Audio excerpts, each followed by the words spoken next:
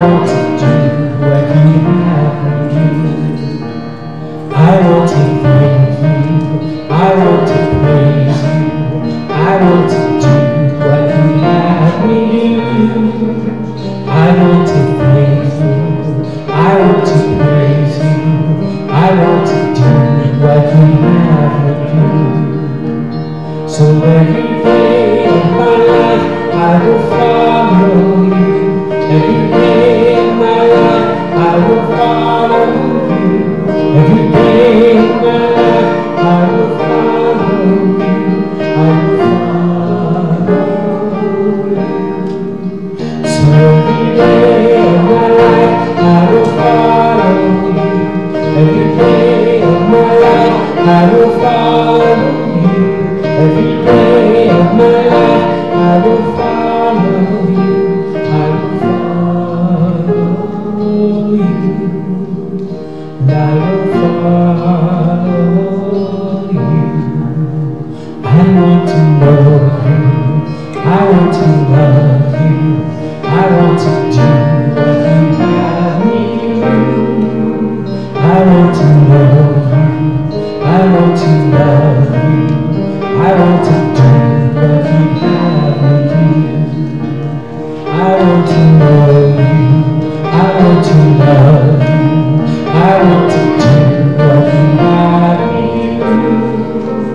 I want to know you. I want to love you. I want to do what you have me do. So every day of my life I will follow you. Every day of my life I will follow you. Every day of my life I will follow you. I will follow you. Yes, every day of my life I will follow you. Every day of my life I will follow you. Every day of my life I will follow you.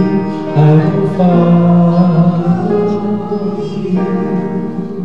And I will follow you. And I will follow you.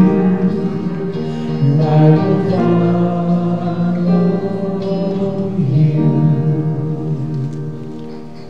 Reminds me of that song. Try to remember this. Oh yeah. He does that all day long.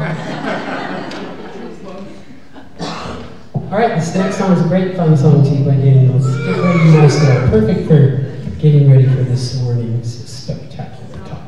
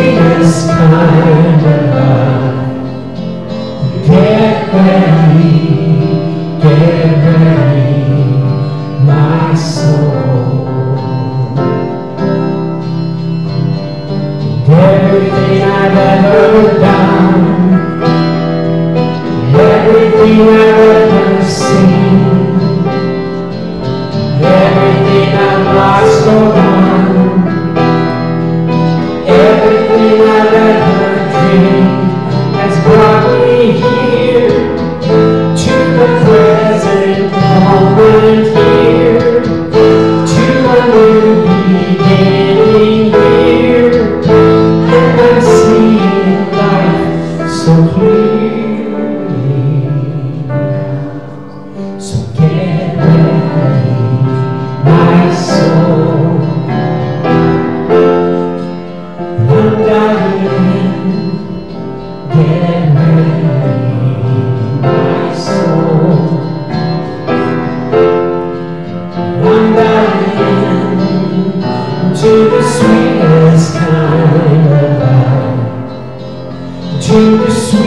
this kind of life. So get ready,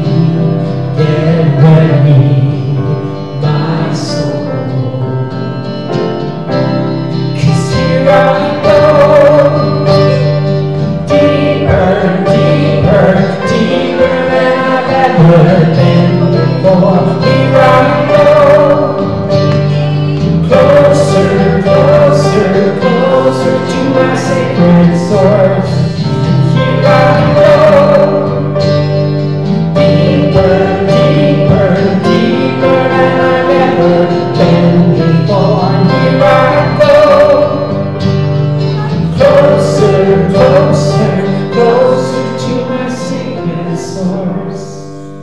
So get ready, my soul. I'm diving in. Get ready, my soul. I'm diving in to the deepest kind of love, to the sweetest kind of love.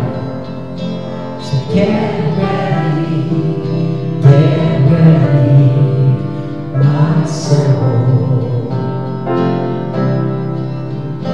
Get ready, my soul.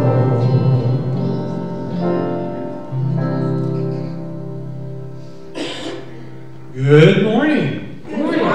Welcome to Unity Spiritual Center, where our mission is all about transforming lives and inspiring people to make a positive difference in our life. My name is Alan Bassan, and I'm the platform assistant this morning. So please take a moment, if you would, right now and silence your cell phones. And as you're pulling them out to do so, go ahead and check in with any one of your social platforms that you use and tell them that you're here. And if you're out there on the World Wide Web, you can tune into Unity Spiritual Center online. We want to begin our time together by sharing our opening affirmation. I will say it once and then ask you to repeat it with me. There is only one presence and one power active in my life and in the universe, God the Good. Together? There is only one presence and one power active in my life and in the universe, God the Good. This is Unity's foundation principle. One presence, one power, one life, living through and each, every one of us. This morning, we will hear from Dr. Jane, who will be sharing the Sunday message. She's titled it, Divine DNA. And Dr. Gary will be leading the meditation. We are blessed musically this morning by our local house band, the Shawnees. There's nobody better. So let's stand and sing our community song. Let's stand and begin. We're going to sing God.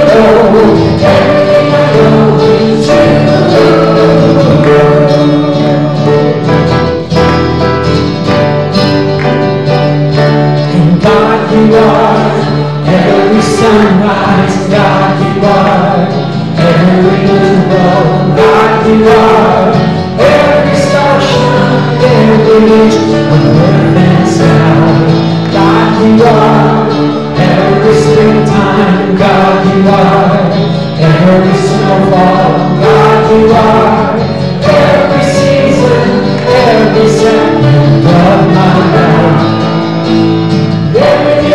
everything I do, everything I am is you. Everything above, everything below, everything I know is you. 'Cause you are the very breath I breathe. And your perfect love created me. With everything I see, everything I do, everything I am is you. And everything above, everything below, everything I know is you. Everything I see, everything I do, everything I am is you. Everything above, everything below, everything I know is you. Everything I see, everything I do, everything I am is you. Everything above, everything below, everything I know is you.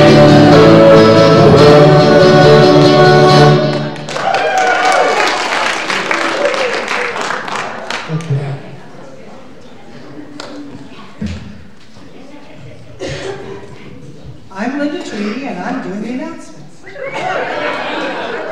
Sisters in Spirit is having a meeting this Saturday, October 13th at 1 o'clock.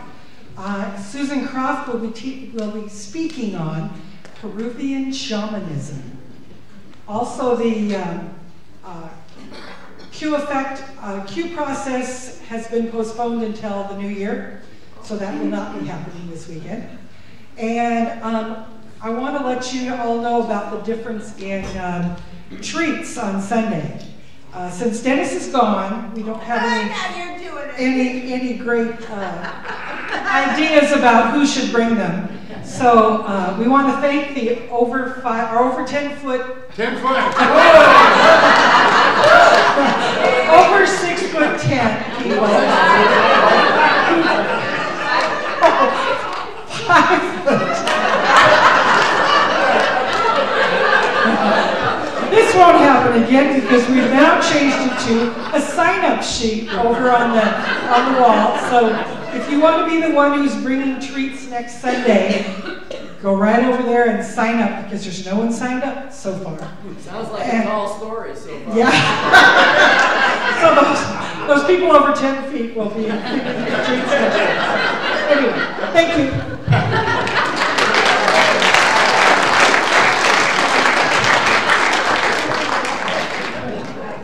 So where do they sign? Is it on the wall where all the sign-up sheets are? Okay, so there's a place of waking up, growing up, showing up, cleaning up, and signing up.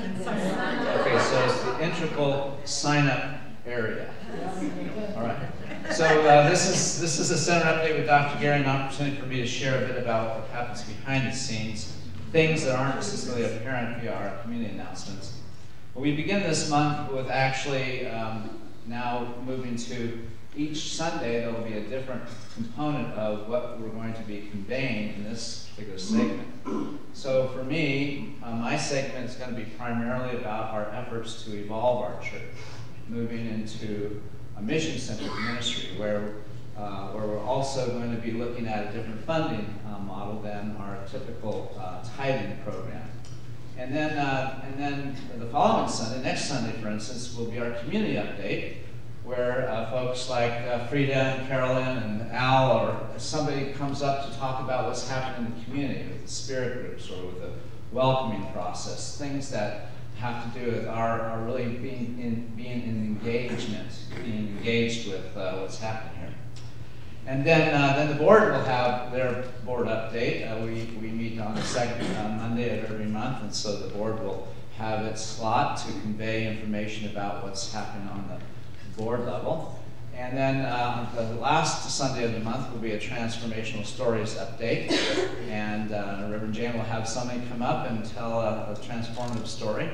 The idea here is that we want everybody to have a sense of what you need to know about our organization in order to help partner with us.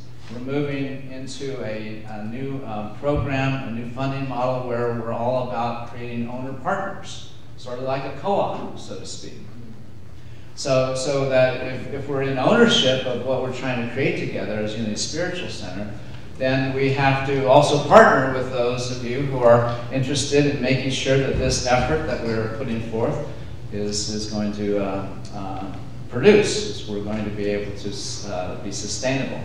And so I just want to give you a sense of what to expect. So I know it grieves you to learn that I won't be doing this every single Sunday, as I have been for the last 3.5 years. So anyway, just want to let you know what's up. Thank you so much for your attention. Let's get ready for meditation time.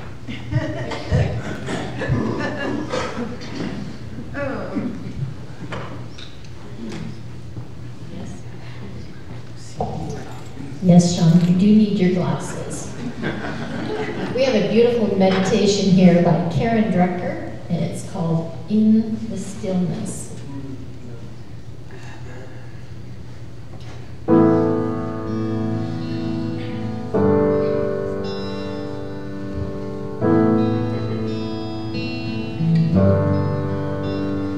In the stillness of this moment, there is peace. There is peace. In the stillness of this moment, there is peace. There is peace. And I rest and trust and breathe. In the stillness of this moment, there is peace.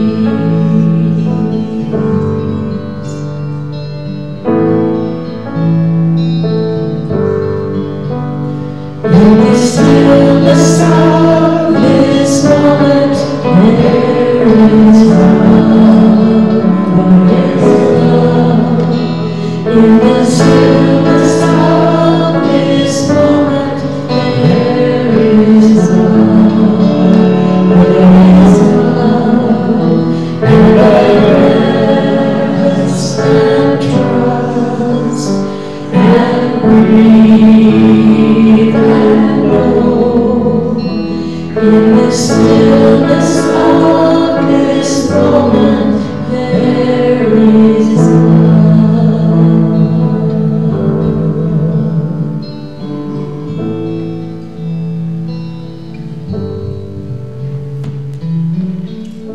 So let us together create an energetic field. So let us begin by focusing on our heart space.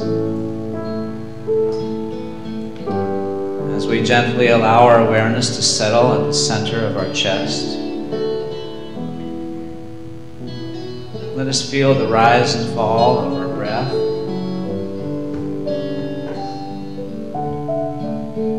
Let us bring into our awareness someone or something that we appreciate. It could be a family member, a life partner, a precious child, a cherished pet, a fond memory. Let us generate together this felt sense of appreciation,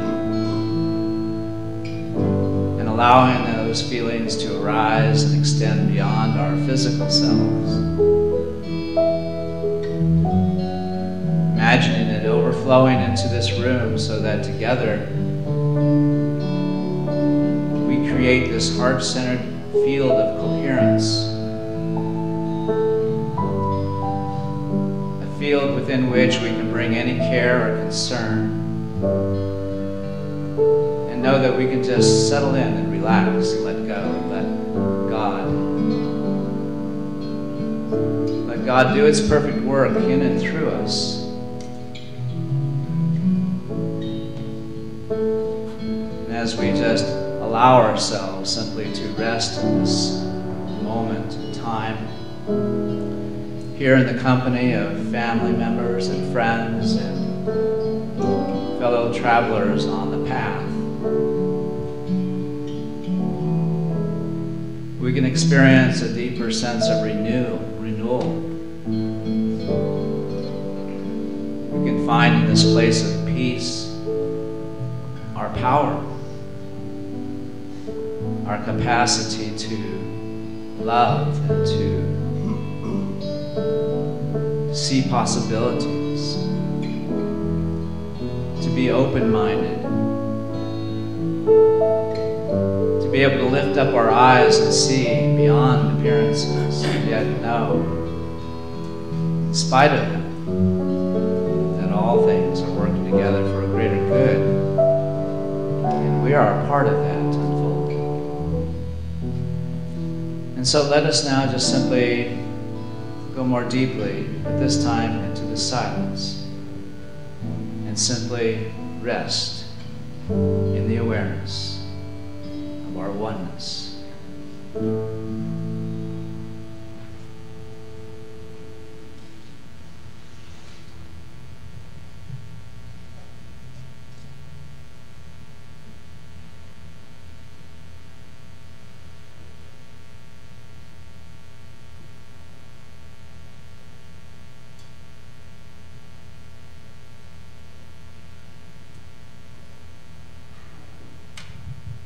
Blessed Spirit, we give thanks that this field within which we have brought forth is carried with us now as we go forth to do the perfect work that is unfolding through each of us right now. And for this we are grateful. So it is. Amen. In the stillness of this moment, there is peace, there is peace. In the stillness of this moment, there is peace, there is peace. And I rest and trust and breathe and know. In the stillness of this moment, there is peace.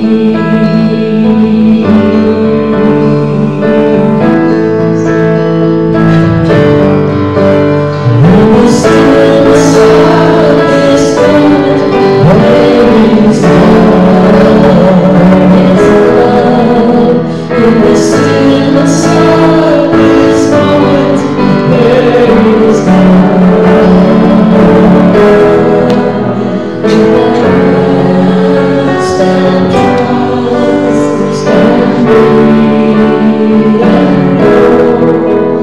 In the stillness of this moment, there is love.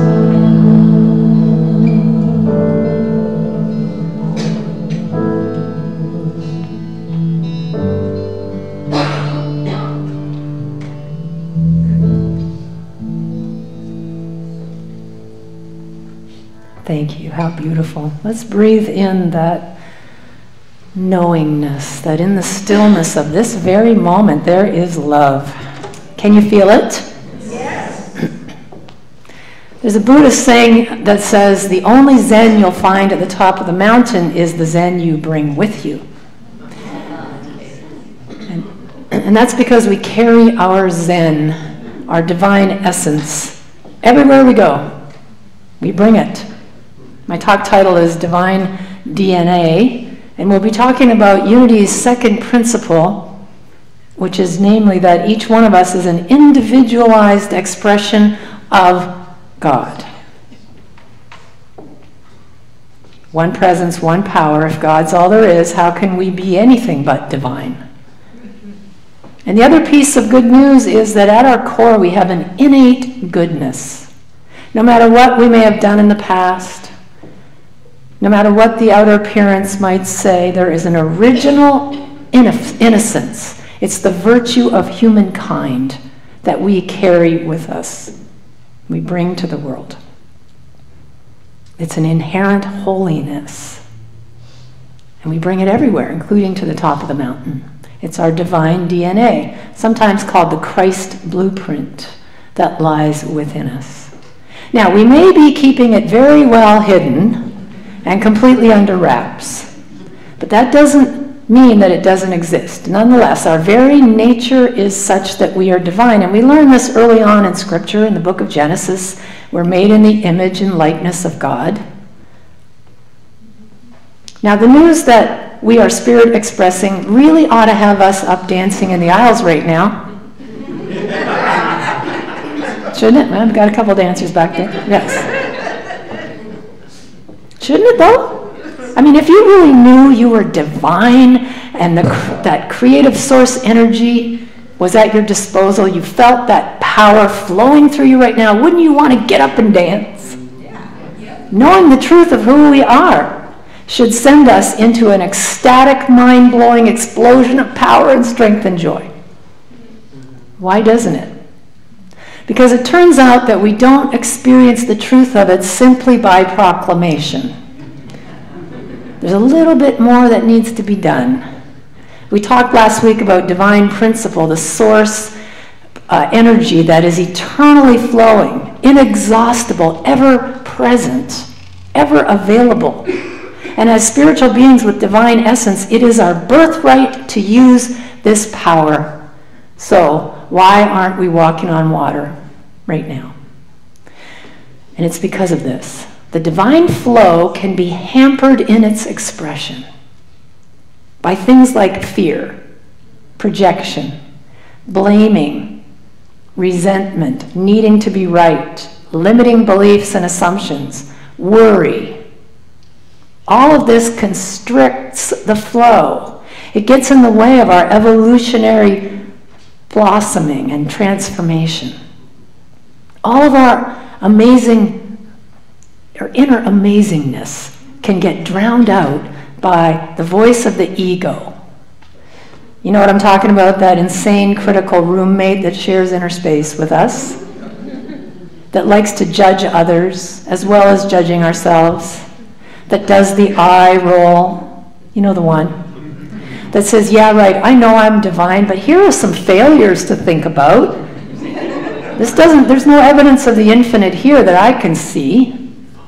And then, of course, starting to point out all the many ways that we are not demonstrating spirit in action. Alan Cohen writes about this issue. Maybe you can relate to what he says, that how discouraging it is when, in spite of years of watching Oprah, eating exotic health foods, reading self-help books with lots of bullet points, spilling your guts in therapy, attending pricey seminars, squeezing your body into awkward yoga positions, meditating atop Sedona vortexes, and sitting at the feet of gurus. And I've done every single one of those things, by the way. In spite of that, you will still call people names of hidden body parts when they take your parking space. And he asks, is there any hope of finding peace of mind? What do you think the answer is? Yes, there is. There is hope. That's the good news. And it takes mastering the ego, as opposed to trying to squash it, get rid of it, suppress it. No. We want to put our ego in to work, making the world a better place. Because the ego is not a good master, but it turns out it can be a pretty brilliant servant. And so we want to think of it this way. Think of the ego as a frightened child who's been given way too much to take care of. It's out of its league. It's in over its head. And it's not equipped to be running the show. So we want to put it under the direction of the greater mind, in the service of the divine presence. And then transformation becomes possible, and something new can emerge. But in order to do that, we have to get still. We have to quiet the mind and listen within.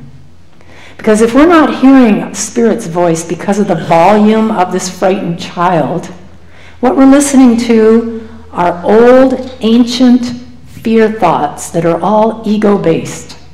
So which voice do you want to listen to? Which path do you want to follow? As Marianne Williamson puts it, there are two things to remember. Number one, God's plan works. Number two, yours doesn't. And that's not to say that we're unable to organize and implement plans, just that there's a difference between the guidance that we receive from our inner intuitive divine self and the voice of the ego. And yet the truth is that that voice is closer than our very breath, right now, right here, right now. The flame of divinity rests in each heartbeat, ready to ignite. And when we connect and align with our divine heritage, it inspires us to lift our vision, to expand our awareness, to grow spiritually. It brings forth a humble nobility. I love that. That comes from honoring our origin as a spiritual being having a human experience. There's a Serbian proverb that says, "Be humble, we're made of earth. Be noble, we're made of stars." We are the divine expressing in physical form, but we can get caught in a trap of identifying solely with the human part of ourselves, identifying with who we are rather than what we are. You know, the great visionary Buckminster Fuller once said, "I'm 78 years old, and at my age, I find that I have now taken in more than 1,000 tons of water, food, and air, the chemistry of which is temporarily employed for different lengths of time as hair, skin, flesh, bones, blood, and then progressively discarded." It's an interesting way to look at the body. And then he goes on to say that we have been making a great error by identifying as sensory temporary chemistries, aka the body. Each life, he says, is an eternal, individual, unique pattern of integrity, out of which flows everlasting love. And this pattern of integrity emanates from the heart. A unique pattern of integrity from the heart. That's what we are. And who we are varies. You know, we can be sons, daughters, mothers, fathers, co-workers, sisters, doctors, friends, secretaries, electricians, teachers, you know, students, musicians. Who we are is temporary. I know someone that whenever he's asked the question, "What do you do?" he says, "When?" It changes. So we might identify ourselves as, we might define who we are as our earthly persona, our physical identity, our personality, and that can be different from moment to moment. And by identifying with that which is temporary, we come to believe that we are the egoic labels that we have placed on ourselves. You know, the ego lives in a world of separation and defensiveness. It does not easily recognize the divine in expression. It misses the interconnectedness. It perceives only separate bodies. But the Course in Miracles tells us when we look at each other through that lens, through the eyes of the ego, and see only bodies, it's like looking at a frame with no picture inside. And we miss the reality within by focusing on the outer appearance, who we are, instead of really seeing each other, what we are. You know, I read an article about a man who was arrested in the Netherlands, and they found him in possession of 29 Nigerian passports, 30 British passports, 74 Dutch work permits, 12 British driving licenses, 18 birth or death certificates, 2 British student cards, an international driving license, and 20 forged checks. And at the time of the writing of this article, he had not yet been conclusively identified. This man had an uber identity crisis. But this limited identity, who we are, changes. What we are, however, never changes. It is our divine essence, eternally shining within us, no matter what we cover it over with. And I love the Hawaiian spiritual tradition, which teaches that every child born into the world is like a bowl of light containing the radiance of heaven. But if rocks are placed into the bowl, the light of original blessing is hidden. Rocks like fear, guilt, unworthiness. These are some of those boulders that can obscure our true brilliance. And those rocks, they weigh us down. Nevertheless, That brilliance, what we are, remains. It's only hidden from view. And so stepping into our true awakened self is a process of undoing. Spirit's always within us, like a beacon shining the light of truth. And as we release the rocks that may be standing between us and the expression of the light, we can claim our inheritance as children of God with divine DNA. But sometimes those rocks are hard to budge. How many of you have been emotionally hijacked by the events happening in Washington this week? Have you had trouble seeing the God self in expression? The original innocence within all the players as the drama unfolds? And I'm not asking you where you stand on the issue, whether you believe a good man has had his name dragged through the mud unfairly, or you believe a victim of sexual assault has bravely come forth only to be mocked and dismissed, or wherever it is in between. Wherever you fall on that spectrum, have you gone through the mill yourself this week as you witnessed it? Because I sure did. Let's just say this was a very inconvenient time for me to be teaching that we are all expressions of the divine. And yet, in New Thought, if the foundation principle is there's only one power and therefore nothing and no one can be against me, then that's true even when it's not convenient. You see? And I hate that. But what that means is that none of the events of last week are against me. But it sure didn't feel that way. I found myself emotionally churning inside, feeling anger, disgust, fear, and most of all, incessant worry. I'd wake up at 3 a.m. worrying about women's rights, about LGBTQ rights, about our democracy in peril, stressing about the growing political divide in this country, and then I'd sprinkle in a few fears about Russian trolls and environmental issues or racial injustice. And all that was swirling around in my psyche. Sometimes we have to go through the wilderness, before we get to the promised land. We have to wander a little. And I was certainly wandering. Because here's why. We don't want to short circuit those feelings that we're having by using a spiritual bypass. You know what I mean by this? Like, nothing to worry about here. It's all good. Or this isn't hell and I'm not hot. One of those? We don't want to go there. Because in this relative realm that we physically live in, stuff is happening, We bump up against stuff. So I wallowed in the upset for a while. I needed to do that. But then I had this talk to write about how we're all God. And as it turns out, although it seemed inconvenient, it actually was very timely for me. And so I had a turning point when I caught myself projecting. See, judging, making others wrong, and giving them the power to invade my peace. And I stopped and I asked myself, what do our spiritual principles teach? And if they really are principles, they're true no matter what the appearance is telling me. And so this is what I did. I sat down and I wrote. And I wrote, and I wrote, and I wrote, and I described every bit of emotion and judgment and unfairness and anger and worry and bodily sensations and powerlessness. I just projectile vomited onto that page, uncensored, all of it.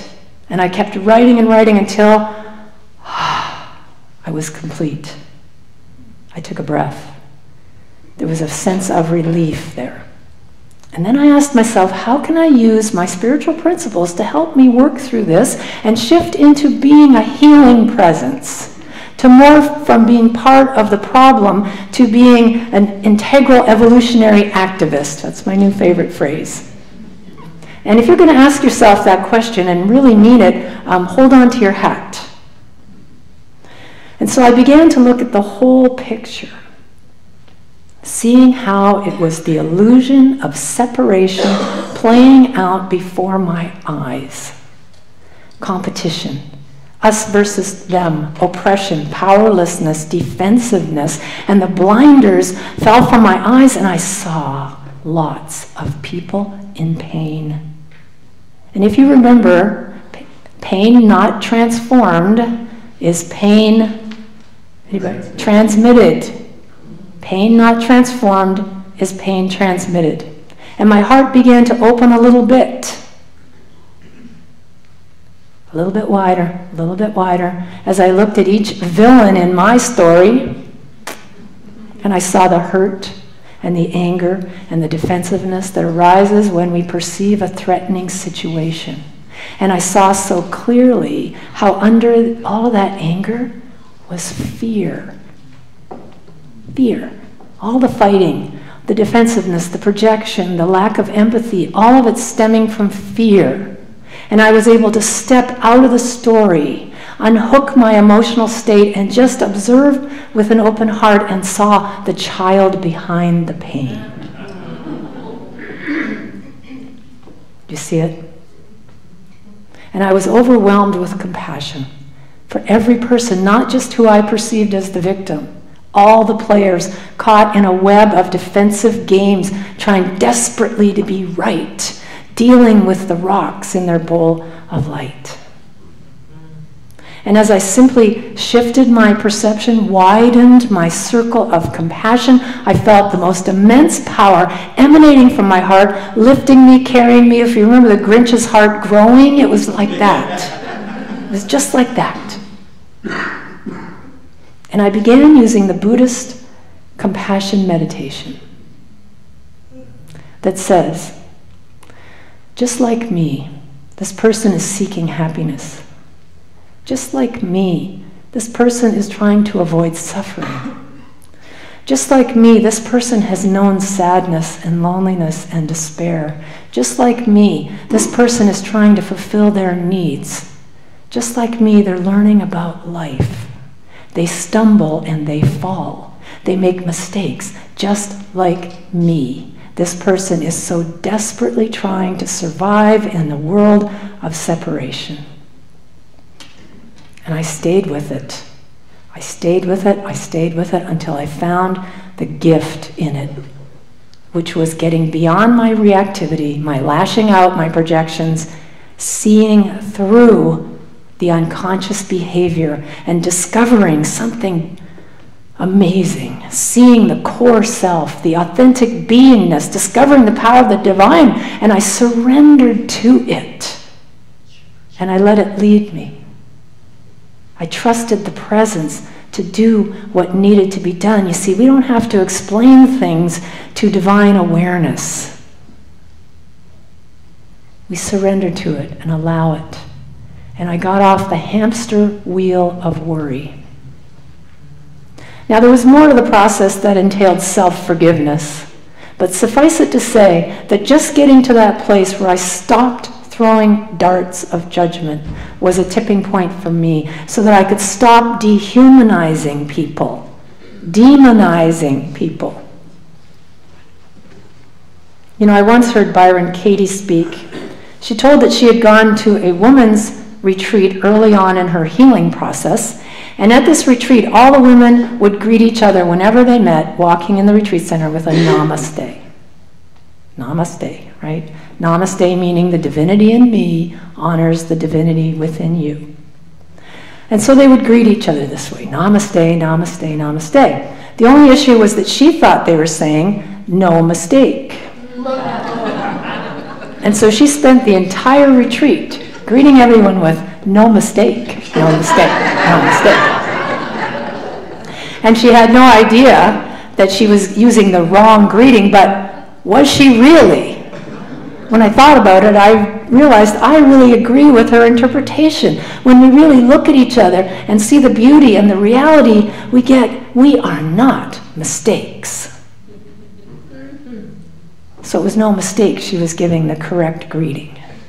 Every one of us is unique, is vital, and never a mistake. Which drop of water in the ocean is a mistake? Which one is insignificant? None. Rumi tells us we're the entire ocean in a drop. So step into your humble nobility and know that since the beginning of time there has never been another like you. No one has your smile, your face, your voice, your hands, your handwriting, your taste in clothes, food, music, art. No one sees things just as you do, laughs like you, cries like you, talks, walks, thinks like you, cries. No one has your set of abilities, your combination of talents, ideas, feelings. No one. Out of all the applicants to be you, you got the job.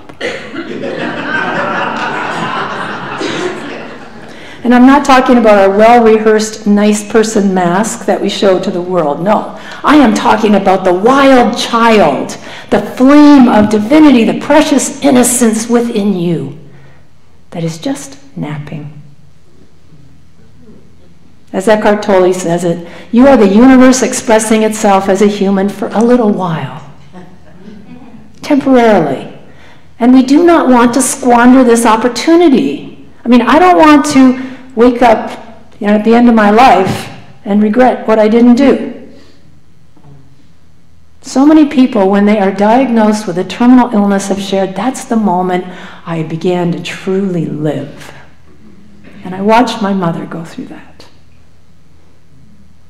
Steve Jobs, at a commencement speech he gave at Stanford shortly after his cancer diagnosis, said this: "Remembering that I'll be dead soon is the most important tool I've ever encountered to help me make the big choices in life."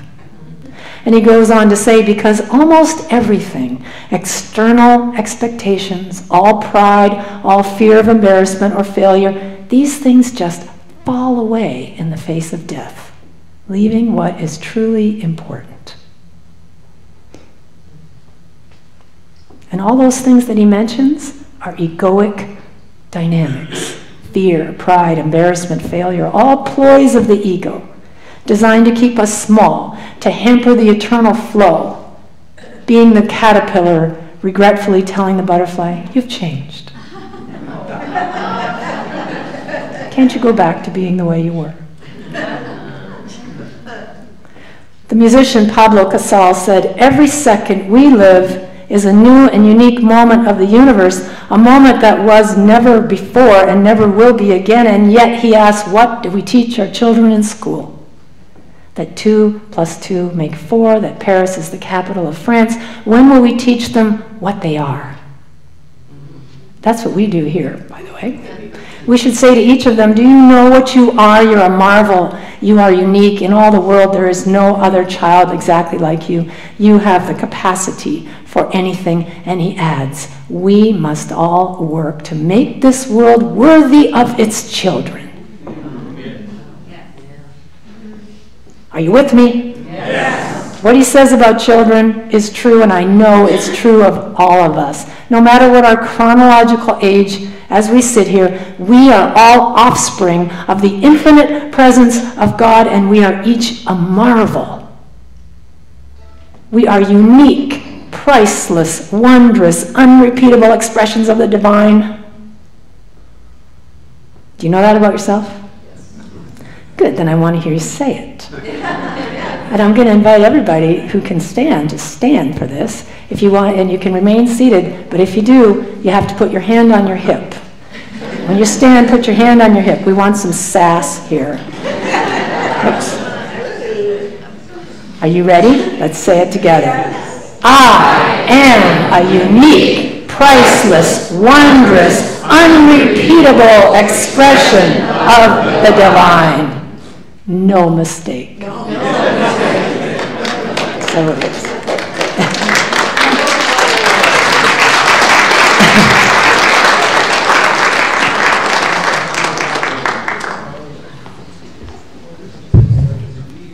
I've been told before it's a good thing there isn't 2 of me. It'd be more than anybody can handle. Unity stands for peace in the presence of conflict, for love in the presence of hatred, and for forgiveness in the presence of injury. Unity honors the many names for God, the many paths to God, for we know that there is only one power, one presence, and one life. So whoever you are and wherever you are on your journey of transformation, we welcome you here. We would especially like to welcome anyone who is here for the very first time. If this is your first time, please raise your hand just long enough for our ushers to catch a glimpse of you, because they have a special packet of information for you. Here, left. On the outside of the packet, there's a form that you can fill out to be added to our mailing list for our weekly e-news updates on our quarterly newsletter. If you are interested, please fill it out and drop it in the love offering bag as it comes around, instead of feeling obligated to give a donation. Also, after the service, this is the best part, you can take that packet to our barista stand and get a free beverage of your choice. And you can also take it to our bookstore and get a free CD of today's Sunday talk. If you have any questions, you can ask any of the members of our welcome team, and they are the ones that you'll see scattered about wearing yellow scarves. If you did not fill out a name tag before the service today and you want others to know your name, go ahead and reach in the seat back in front of you and fill it out now. Now it is time to welcome and greet each other with a handshake, a hug, a high five, a wave, a namaste, or a no mistake. Whatever works for you, please sing our welcome song. All right, I want you to stand with the breakers and swing wide of the nose.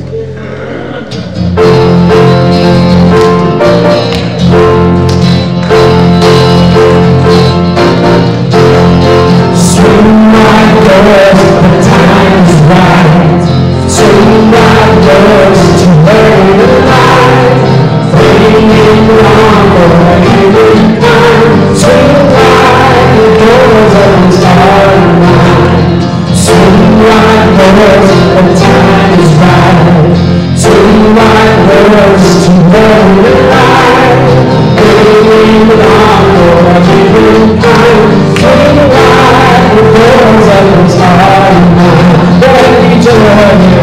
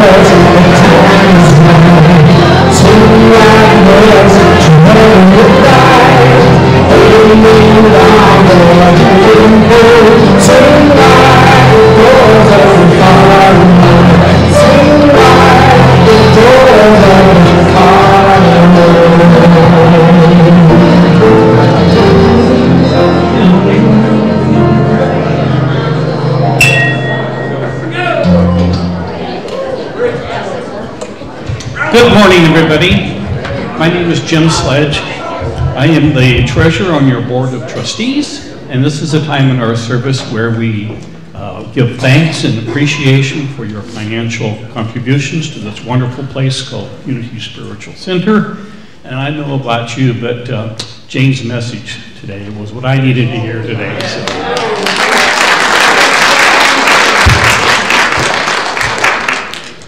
So before we say our blessing together, I want to remind you that we appreciate all of your gifts, no matter how they come to us, for we know that generosity and prosperity are all interconnected.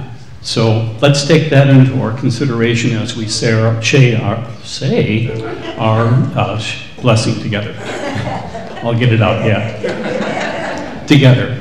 I know that my giving blesses and multiplies all that I am, all that I have, and all that I give and receive. I give thanks for the abundance that is mine to share. And so it is. So in line with what Jane had to say this morning, we gave it a lot of thought to and thought, we've got to bring something unity-ish to you all so that you listen on the way out of here. And remember, life is good.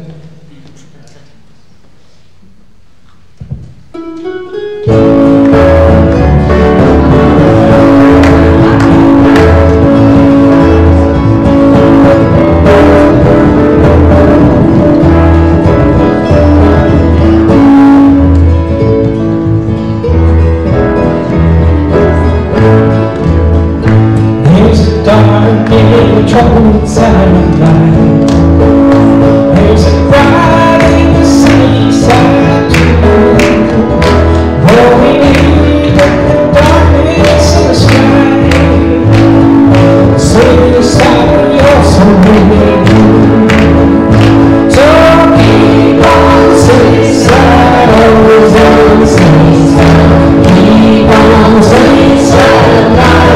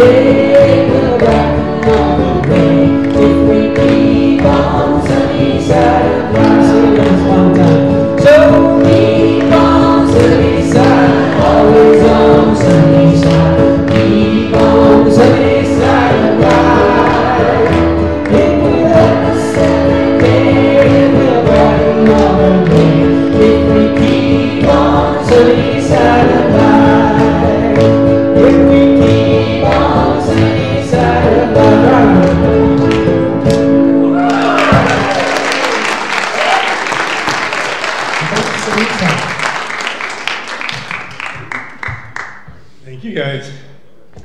We give thanks for the gifts and for those that have given them as we send them forth to bless our world. And so it is. Amen. And as we are giving thanks for the gifts we are receiving here at Unity Spiritual Center, we want to take time to thank all of those in service to our ministry. Today, we are saying a special thank you to our Spirit Group coordinators. So would everyone who is a part of this Spirit team please stand if you're able and be acknowledged? We are grateful for your service.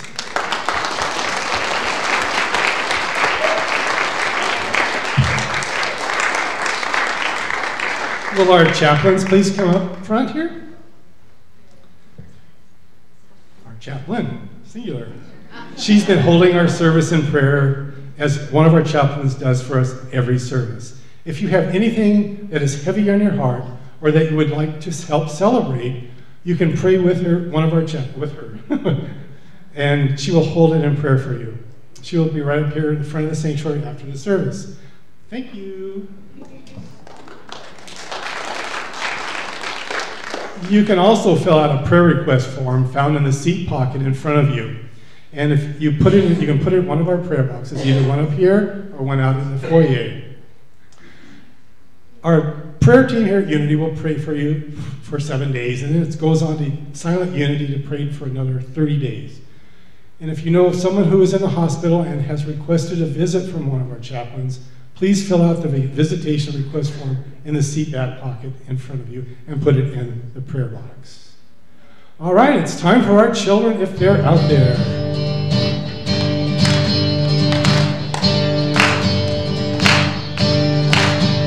We are singing, all this joy is our life. We are singing, all this joy is our life.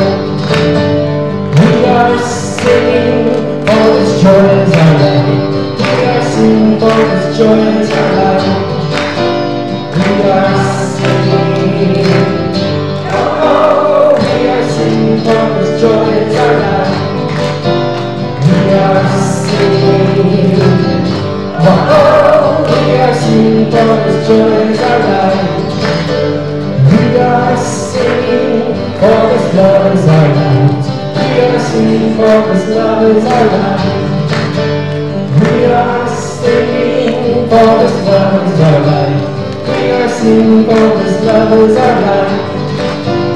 We are singing, oh, we are singing, all this love is our life. We are singing, oh, we are singing, all this love is our life. We are singing, all this love is our life. We are singing, all this love is our life. There's more. We are singing, all this love is our life. One more time. We are singing, all this love is our life.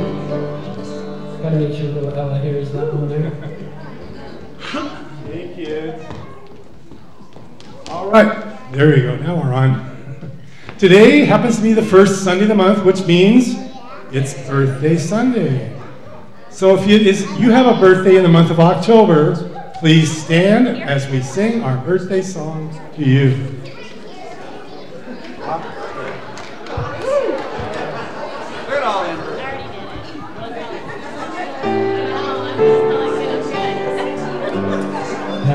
Happy birthday,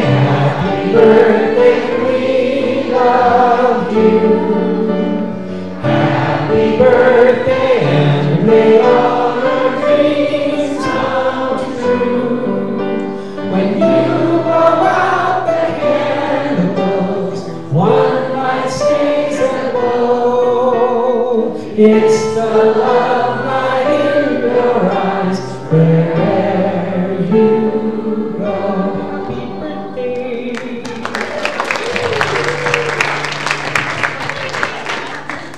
We are very grateful for all of our young people here at Unity Spiritual Center, and because they are our future.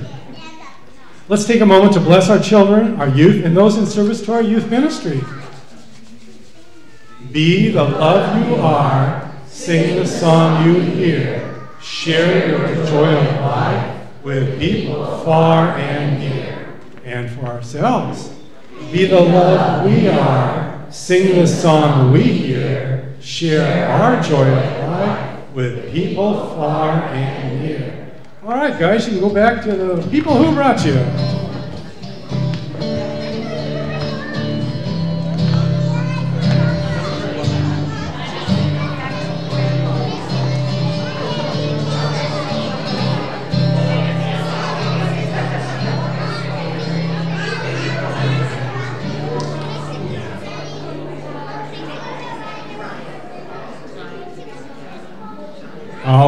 If everyone could please stand if you're able and join us in our closing prayer, we'll follow it with the peace song.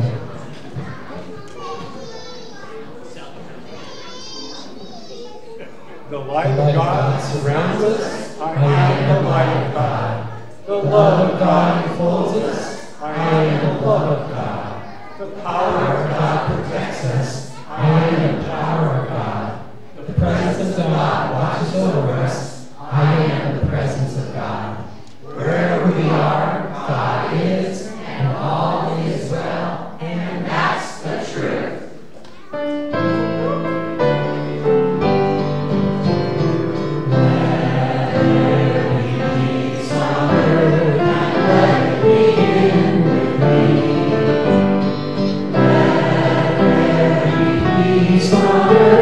A peace that was meant to be with God our Creator, and we all agree. Let us walk with each other in perfect harmony. Let peace begin with me. Let this be our moment now.